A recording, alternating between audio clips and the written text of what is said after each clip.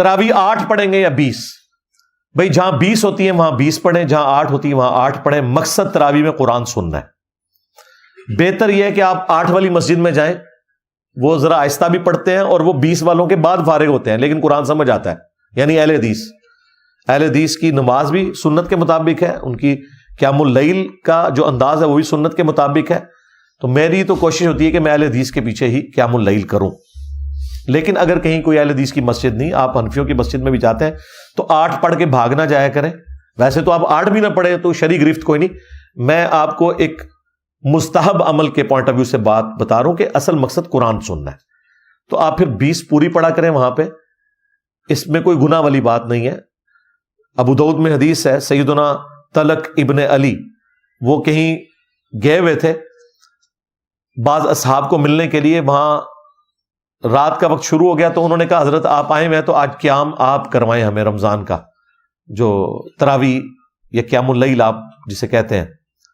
تو انہوں نے وہاں ان کو قیام اللیل کروایا. آپ اندازہ کریں اتنا لمبا قیام کروا کے وہ جب اپنے گاؤں واپس آئے تو گاؤں میں لوگ ان کا انتظار کر رہے تھے. کتنا ٹائم گزر گیا، یعنی لوگوں کا شوق آپ دیکھیں نمازوں کا. تو انہوں نے کہا کہ تم لوگ میرے انتظار میں. ان کا حضرت آپ ہمارے امام ہیں تو آپ ہمیں قیام کروائیں. انہوں نے نہیں کہا کہ میں اب یہ پڑھ لیا نے میں تھکیا ہوا.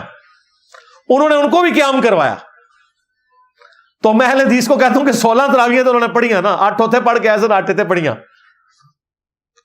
اور جب ان کو قیام کروا کے فارغ ہوئے تو پھر انہوں نے کہا کہ وتر تم کسی اور کے پیچھے پڑھ لو یہاں سے امام کھڑا کر کے، کیونکہ نبی علیہ السلام نے ہمیں ایک رات میں 2 دفعہ وتر پڑھنے سے منع کیا. میں وتر 1 دفعہ پڑھ چکا ہوں. اس سے یہ مسئلہ بھی پتہ چل گیا کہ وتر کے بعد بھی آپ نوافل پڑھ سکتے ہیں. ویسے تو مسلم میں حدیث ہے نبی علیہ السلام ہمیشہ وتر کے بعد 2 نوافل پڑھتے تھے، اور وہ سنن دارمی میں موجود ہے، وہ تہجد کا ایکویلنٹ ہے. مسند احمد میں اس میں پہلی رکعت میں اذا زلزلت الارض زلزالہا اور دوسری میں قل یا ایھا الکافرون یہ پڑھا کرتے تھے. تو وہ اپنی جگہ. لیکن اس سے یہ مسئلہ بھی پتہ چل گیا کہ وہ جو حدیث ہے بخاری مسلم کی کہ وتر کو آخری نماز بناؤ، اس سے مراد یہ ہے کہ وتر ایک رات میں 1 دفعہ آپ پڑھیں گے. 2 بار پڑھیں گے تو وہ پھر جفت ہو جائے گی. لیکن وتر کے بعد جب آپ 2 رکعت پڑھتے ہیں وہ ٹوٹل پھر وتر ہی رہتا ہے.